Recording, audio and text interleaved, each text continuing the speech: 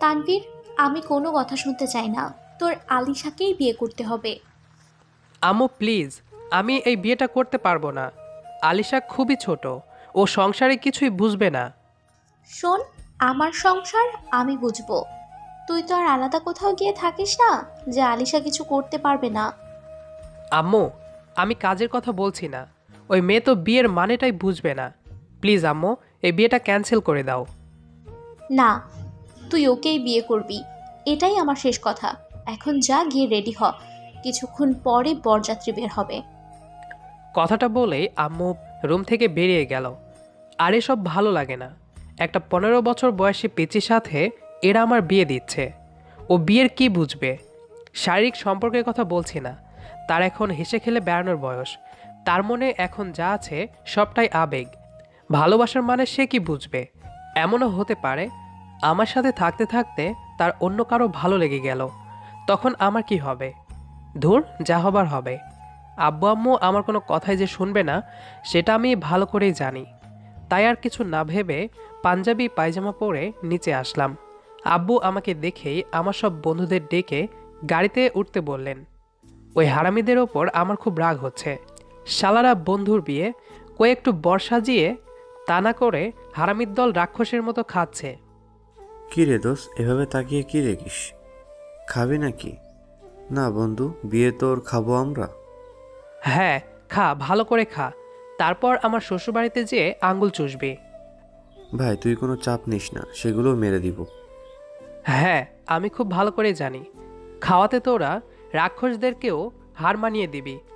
তোরা তাহলে চালিয়ে যা, আমি বিয়েটা করেই আসি। শালা হারামি বন্ধু নামের কলঙ্ক তোরা। বন্ধু, একটু খেয়েছি বলে এভাবে বলছিস? যা, আজ থেকে আর তোদের বাসায় খাবো না, শুধু তোর বিয়েটা খেতে দে। সেটার আর বাকি আছে কি? তানভীর, তোরা এখনো দাঁড়িয়ে আছিস? সবাই গাড়িতে উঠে বসে আছে। ওরাই তো আসছে না, আমি তাহলে একাই চলে গেলাম। না আন্টি, আমরা এক্ষুনি যাচ্ছি। ওই তানভীর, আয়। এই বলে সিজান আম্মুর সামনে ভালো সেজে আমার হাত ধরে টেনে বাইরে নিয়ে আসলে আমি ওর হাত থেকে আমার হাতটা ছাড়িয়ে নিলাম। বিয়ে করতে আসছি প্রায় 1 ঘন্টা হয়ে গেল, এখনও তাদের খাওয়া শেষ হয়নি। আমার এসব ঝামেলা একদমই ভালো লাগে না। ধুর। আরও 1 ঘন্টা পর আমাকে নিয়ে পিচ্চিটার পাশে বসিয়ে দেওয়া হয়েছে। এই পিচ্চিটা কিছুক্ষণ পরপরই আমার দিকে তাকিয়ে মুচকি মুচকি হাসছে। এসব দেখে আমার খুব রাগ হচ্ছে। পিচ্চিটা বুঝছে না সবাই আমাদের দিকে তাকিয়ে আছে। তার ভাব হচ্ছে এমন যে তারই শুধু বিয়ে হচ্ছে। কিছুক্ষণ পর কয়েক সেকেন্ডের জন্য লোডশেডিং হলে সবাই একটু অন্যমনস্ক হতেই আমি আলিশার দিকে রাগি চোখে তাকালাম। এতে সে ভয় পেয়ে অন্যদিকে তাকালো। তারপর আর ওভাবে আমার দিকে তাকায়নি। বিয়ের পর গাড়িতে ফেরার সময়টাতেও আলিশা আমার দিকে বারবার তাকাচ্ছিল আর পাগলের মতো মুচকি হাসছিল। আমরা দুজন একপাশে থাকায় কেউ তেমন লক্ষ্য করছে না, তাই আর তাকে কিছু বলিনি। বাসরঘরে ঢুকতে যাব এমন সময় দরজায় হাত দিয়ে দেখি ভেতর থেকে লক করা। তাই আমি আলিশাকে ডাকতে লাগলাম, এই পিচ্চি, দরজা খোল। এভাবে আটকে রাখছো কেন? আমার খুব ঘুম পাচ্ছে, তাই। আপনি চান তো এখান থেকে? যাব মানে? এটা তো আমার রুম। তাতে কি হয়েছে? আপনি অন্য রুমে গিয়ে ঘুমান। পিচ্চি, তুমি দরজা খুলবে? আমি বাসরাতে অন্য রুমে কেন যাব? এই শুনুন, আমার নাম আলিশা। হ্যাঁ, আমি জানি। এখন আমাকে ভেতরে যেতে দাও। এবার আলিশা দরজা খুলে আমাকে ভেতরে ঢুকতে দিল। আমি তার দিকে তাকাতেই অবাক, কারণ তার পরনে বিয়ের লাল শাড়িটা নেই। সে গোলাপি রঙের 3 পিস পরে আছে। আমার কত ইচ্ছে ছিল বাসরাতে বউকে একটু লাল শাড়িতে দেখব, কিন্তু পিচেটার সেটা আর সহ্য হলো না। তবে আমি তার মুখের দিকে তাকাতেই আমার মনে এক অদ্ভুত ভালো লাগার অনুভূতি নাড়া দিল। তার বয়স কম হলেও গোলাপি 3 পিসে তাকে অনেক সুন্দর লাগছিল। আমি নিজের অজান্তেই তার ডান হাতটা আমার হাতে নিলাম। তখনই আলিশা ভয় পেয়ে বলল, এই, আপনি আমার হাত ধরছেন কেন? আমি তার প্রশ্নের কোনো উত্তর না দিয়ে তার ওই সুন্দর ফর্সা হাতে চুমু এঁকে দিলাম। সে এটা দেখে টান মেরে হাত সরিয়ে নিল। ছি, আপনি এসব কি করছেন? আমি কিন্তু... তুমি কিন্তু কি করবে? আমি কিন্তু আপনার আম্মুকে বলে দিব। কি? আমি তোমাকে কিস করেছি আর তুমি সেটা আম্মুকে বলে দিবে? হ্যাঁ দিব। আপনি কেন আবার হাতে চুমু খাবেন? তুমি তো আমার বউ, তাই চুমু খেতেই পারি। না, আমি এসব পছন্দ করি না। আপনি আর আমাকে স্পর্শ করবেন না। পিচ্চিটা যদি সত্যি আম্মুকে বলে দেয় তাহলে আমি আম্মুর সামনে লজ্জায় শেষ হয়ে যাব। তাই তার কথাই মাথা নাড়লাম। তখনই সে বিছানায় গিয়ে শুয়ে পড়ল আর আমি ফ্রেশ হতে ওয়াশরুমে চলে আসলাম। আম্মুকে বললাম এই পিচ্চিটাকে বিয়ে করব না, সে স্বামী স্ত্রীর মধ্যেকার কোনো কিছুই বোঝে না। এখন আর এসব ভেবে কী লাভ? যেভাবেই হোক তাকে এই সম্পর্কের মানেটা বোঝাতেই হবে। এসব ভাবতে ভাবতেই ওয়াশরুম থেকে বেরিয়ে খাটের কাছে আসতেই কিছুটা ভয় নিয়ে আলিশা বলল, এই, আপনি এদিকে আসছেন কেন? অনেক রাত হয়েছে, ঘুমাতে হবে তো। তবে তুমি ভয় পেও না, আমি কিচ্ছু করব না। সত্যি আপনি কিছু করবেন না? হ্যাঁ সত্যি, তুমি একপাশে সরে সও। এই বলছি, আমাকে একটা কোলবালিশ এনে দিতে পারবেন প্লিজ? আমি কোলবালিশ ছাড়া ঘুমাতে পারি না। কিন্তু আমাদের বাড়িতে তো কোনো কোলবালিশ নেই। ও আচ্ছা, ঠিক আছে। এই বলে আলিশা মন খারাপ করে অন্য পাশে গিয়ে শুলে আমিও তার পাশে শুয়ে পড়লাম। অনেকক্ষণ হলো লক্ষ্য করছি আলিশা একবার এপাশ তো আরেকবার ওপাশ করছে। আমি তার এমন আচরণে মনে মনে হাসতে হাসতে চোখ বন্ধ করে রাখলাম, দেখতে চাই সে কি করে। প্রায় অনেকক্ষণ হয়ে গেছে। আলিশা এপাশ ওপাশ করতে করতে একসময় এসে আমাকে জড়িয়ে ধরল। আমি এতক্ষণ এটাই চাইছিলাম। আলিশা আমাকে জড়িয়ে ধরতেই আমিও তাকে জড়িয়ে ধরে চোখ খুলে তাকাতেই আলিশা নিচু স্বরে বলল, সরি, আসলে অনেক চেষ্টার পরও আমার ঘুম আসছিল না, তাই বাধ্য হয়েই আপনাকে জড়িয়ে ধরেছি। আচ্ছা ঠিক আছে, সমস্যা নেই, তুমি ঘুমাও। হুম, আপনি সত্যি কিছু মনে করেননি তো? না, আমি কিছু মনে করিনি, তুমি ঘুমাও। অনেক কিছুই মনে করেছি, কিন্তু তুমি সেটা বুঝতে পারোনি। কথাটা বলে আলিশাকে শক্ত করে জড়িয়ে ধরলাম। তাকে দেখার পর থেকেই খুব কাছে পেতে ইচ্ছে করছিল। এখন আমার সেই চাওয়াটা পূরণ হলো। পিচ্চিটার কোলবালিশ হতে পেরে আমি সত্যিই খুব লাকি। পরের দিন সকালে ঘুম থেকে উঠেই দেখি পিচ্চিটা এখনও ঘুমাচ্ছে। তাই আর তাকে জাগালাম না। আস্তে করে তাকে ছাড়িয়ে ওয়াশরুম থেকে ফ্রেশ হয়ে নিচে আসতেই আম্মু বলল, তানভীর, আলিশা উঠেছে? না আম্মু, সে এখনও ঘুমাচ্ছে। আচ্ছা, ও ছোট মানুষ, ঘুমাক। তুই একদম ওকে জাগিয়ে দিবি না। আচ্ছা ঠিক আছে আম্মু। আম্মুর সাথে কথা বলে ভাবলাম একটু ছাদে যাই। ছাদে যাওয়ার সময় আবারও কী যেন ভেবে রুমে এসে পিচ্চিটার দিকে তাকিয়ে দেখি তার ঘুমন্ত মুখটা খুবই সুন্দর লাগছে, একদম মায়াবী পরীর মতো। আমি ধীরে ধীরে তার কাছে এগিয়ে গিয়ে তার ওই সুন্দর মুখের দিকে কিছুক্ষণ তাকিয়ে থেকে আলিশার কপালে ভালোবাসার পরশ এঁকে দিলাম। আমার ঠোঁটের স্পর্শ পেয়ে ঘুমন্ত আলিশা কিছুটা কেঁপে উঠল। তারপর ধীরে ধীরে চোখ মেলে আমার দিকে চোখ পড়তেই লাফ দিয়ে উঠে বসল। আপনি আমার দিকে এভাবে তাকিয়ে আছেন কেন? আমার পিচ্চি বউটাকে দেখছিলাম। কিন্তু কেন আমাকে দেখছিলেন? এমনিই দেখেছি। কেন, কি হয়েছে? কিছু না, আর দেখবেন না, ওকে? ওকে, দেখব না। তুমি আমার সাথে ছাদে যাবে? ছাদে? হ্যাঁ যাবো, আপনি দাঁড়ান, আমি এক্ষুনি ফ্রেশ হয়ে আসছি। আচ্ছা ঠিক আছে, আমি ওয়েট করছি। আলিশা ওয়াশরুমে চলে গেলে ফোনটা হাতে নিয়ে ভাবলাম আজ আমার পিচ্চি বউকে নিয়ে একটা গল্প লিখব। তাই আর দেরি না করে কালার নোট বের করে লেখা শুরু করলাম। প্রায় আধা ঘন্টা পর আলিশা ওয়াশরুম থেকে বেরিয়ে আসলো। তাকে দেখে মনে হচ্ছে গোসল করে আসছে। শুধু জড়িয়ে ধরে ঘুমাতে এসব করেছে দেখে আমার খুব হাসি পাচ্ছে। আমার হাসি দেখে আলিশা ভ্রু কুঁচকে আমার দিকে তাকিয়ে বলল, কি হয়েছে, হাসছেন কেন? না এমনি, ভালো লাগছিল তাই। কথাটা বলেই ফোনটা টেবিলে রেখে রুম থেকে বেরিয়ে ছাদের দিকে যাচ্ছি। কত ইচ্ছে ছিল বউয়ের হাত ধরে ছাদে গিয়ে রোমান্স করব।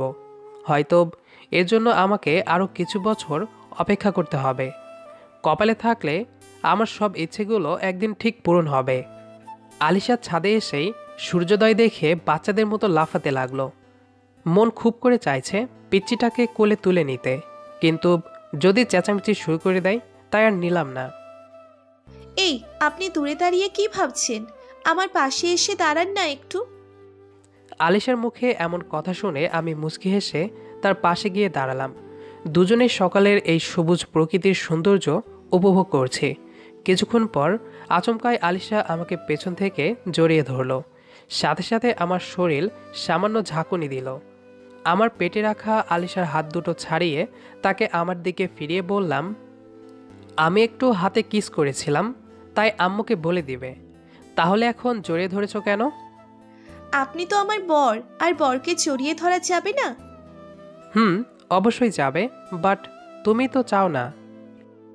সরি, আমি কাল খুব ভয় পেয়ে গিয়েছিলাম, তাই ওই কথাটা বলেছি যেন আপনি আমার কাছে না আসেন। প্লিজ, আপনি কিছু মনে করবেন না। মনে তো আমি অনেক কিছুই করেছি।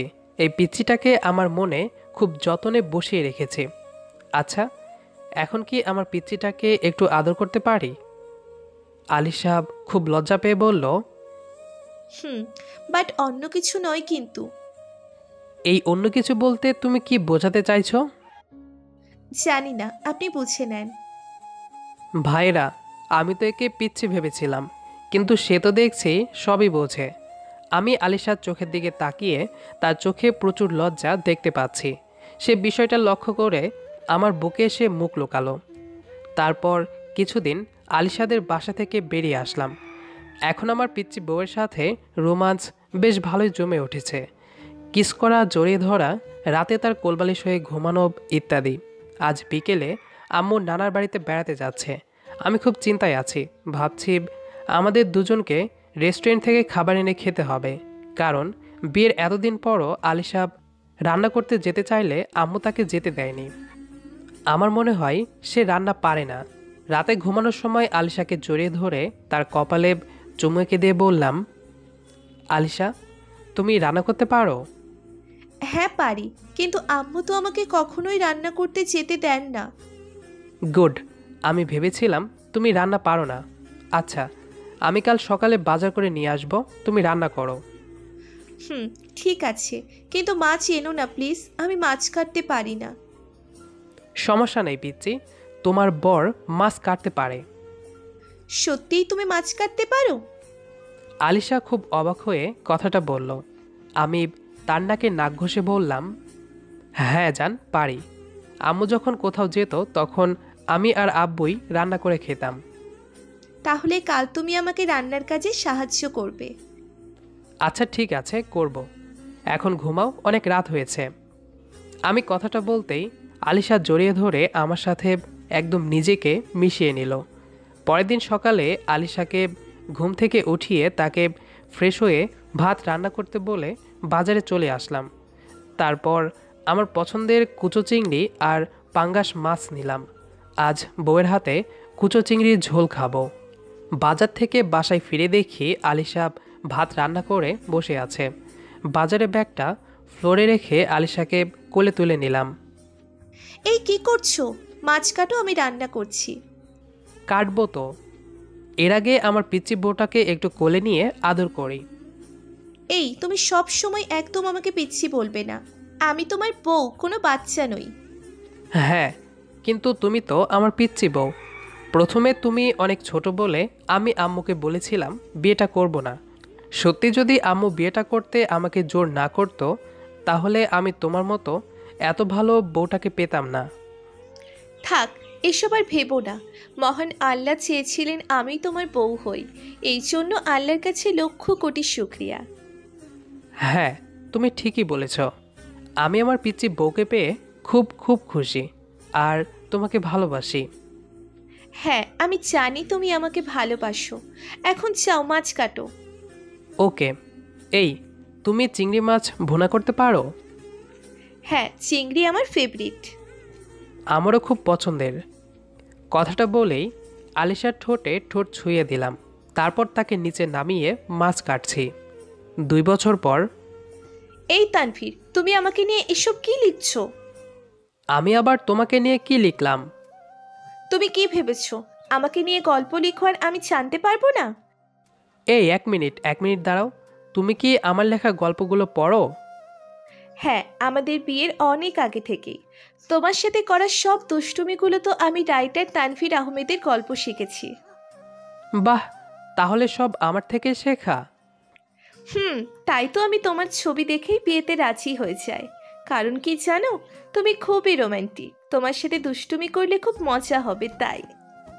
হ্যাঁ, তাই বলি, আমার গল্পের সাথে জীবনের এত মিল হয় কি করে? আমার পিচ্চিটাও খুব রোমান্টিক, তাই না? হুম, কেন তুমি বুঝো না? হ্যাঁ, বুঝি তো। কি বুঝো? আমার পাঠিকা বউ খুবই রোমান্টিক। এই শোনো না, আজ আমার খুব আদর চাই। না, শোনো, আরেকটু বড় হয়ে নাও তারপর। না প্লিজ, আমার আদর চাই, সাথে একটা বেবিও চাই, প্লিজ প্লিজ। আচ্ছা ঠিক আছে, তাহলে চলো যান, দেখা যাক লেখক বেশি রোমান্টিক নাকি পাঠিকা। ওকে, দেখো আমি জিতবো। তাই নাকি? দেখা যাবে। তাহলে কাছে আসো পিচ্ছি সোনা, আজ তোমাকে দেখাবো লেখকরা কত রোমান্টিক হয়। লেট স্টার্ট বেবে। এই বলে আলিশাকে জড়িয়ে ধরে তার সারা মুখে কিস করতে লাগলাম। অনেক অপেক্ষার পর পিচ্চি বউকে আদরে ভরিয়ে দিলাম। তারপর থেকে আলিশার দুষ্টুমিগুলো ক্রমশই বেড়ে যাচ্ছিল। যত দিন যাচ্ছে আমাদের একে অপরের প্রতি ভালোবাসাও বেড়ে যাচ্ছে। সেই ভালোবাসার ফসলস্বরূপ 1.5 বছর পর আমাদের ঘর আলো করে সুন্দর ফুটফুটে আরোহীর জন্ম হলো। সেও তার মায়ের মতোই দুষ্টু হয়েছে। আমি আমার 2 দুষ্টু পিচ্চিকে নিয়ে খুবই হ্যাপি। সবাই আমাদের জন্য দোয়া করবেন, আমরা যেন যতদিন বাঁচব এভাবে সুখে শান্তিতে থাকতে পারি। সবাই ভালো থাকবেন। খুব শীঘ্রই নতুন গল্প নিয়ে আসবো ইনশাল্লাহ। সবাই ভালো থাকুন, সুস্থ থাকুন। আল্লাহ হাফেজ। গল্পটি কেমন লেগেছে সেটি অবশ্যই কমেন্ট করে জানাবেন। দেখা হবে আবারও নতুন কোনো গল্প নিয়ে।